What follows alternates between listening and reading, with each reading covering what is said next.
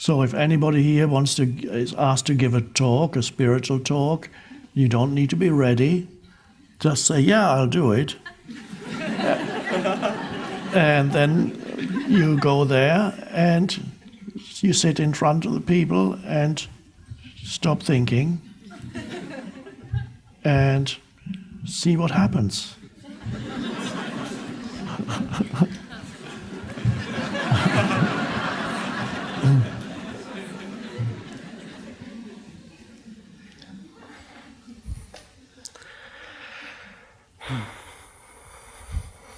Hello, Eckhart. No. My question, I don't know if it's a I don't know question or maybe I don't care question, but it's on the topic of maybe you can call it phenomena. As I've sort of been practicing the power of now on a new earth over the years, it's helped me a lot reduce my ego and my pain body, and as that's happened, there's lots more oneness now emerging, just naturally, and I can sense it and see it. And sometimes there's some phenomena that appears in me. Sometimes once I had a cat on my chest, and there was a woman laying in the bed next to me, and I said to her, "The cat has a sore ear in the right ear." But it turned out to be her ear, so so I didn't get that. But but yes, little phenomena have coming. Sometimes I've seen things from people as well. Once I went to a clairvoyant class and saw a man. The teacher of the class, he while the class was being taught, he stood up and he said, "Look at me, I'm tall," and he looked like he was tall. And as he was giggling, and then as he sat down and he stood, 5 minutes later he stood back up and said, "Look at me, everyone, I'm short," and it looked like he was short. So he still looked like the same height, but I don't know, there was something going on with the perception, and but this is just phenomena that just one thing that I've seen, and a few other little things, but lately I've just been interested in the last few years, like documentaries on. Like there's a young boy in Tibet several years ago, he meditated for up to 9 months, and Discovery Channel filmed him 24/7, where he didn't eat or drink or sleep. Apparently there's many other stories as well. He got bitten by a snake and all that, and there's another man, he hasn't eaten in 80 years, and the scientists studied him for 10 days and he's fine. So I don't know if it's a relevant question, but Okay, I understand. Thank you.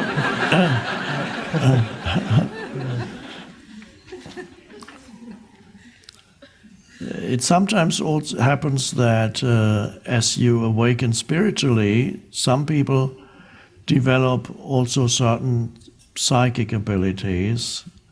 They might see things that other people don't see, or you might know something that's going to happen beforehand. Now, psychic and spiritual awakening don't necessarily go together. There are quite a few people who have psychic abilities and a huge ego. So they haven't awakened spiritually, but have certain innate or developed psychic abilities.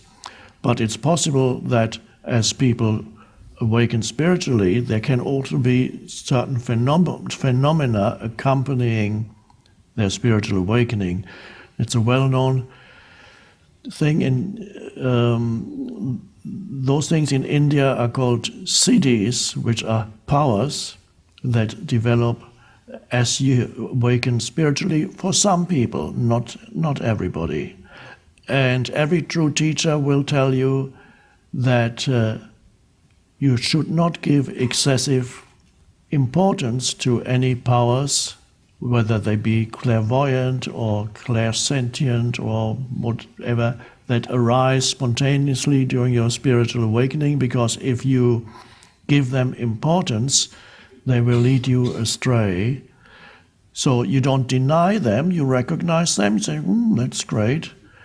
If you give excessive importance, then instead of moving towards spiritual awakening, if that's like a This is the channel towards spiritual awakening. Then you have a little power that develops there. If you give that too much attention, you suddenly go off. You go off the main path. And it usually involves ego. Look what I can do. So I have met people who had powers of manifestation, and many of these people have these powers at times, and at other times they have to pretend that they have them, so they become half real and half charlatan. Don't go that way, and don't seek those powers, because that would also be egoic seeking. And don't give too much attention to watching those things on YouTube and so on either. That can also lead you astray. There are good things on YouTube. I'm on YouTube too.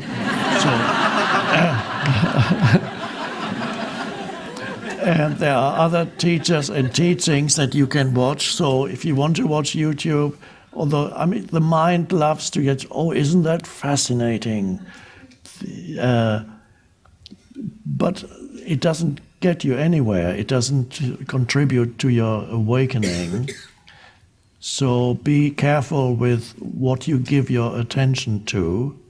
You can still occasionally enjoy a story like that, like I watched this man who held his breath for 7 minutes.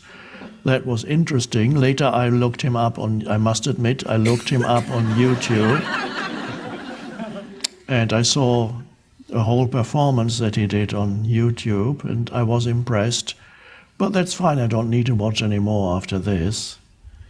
So stay with what really matters. Wonderful, thank you. Thank you.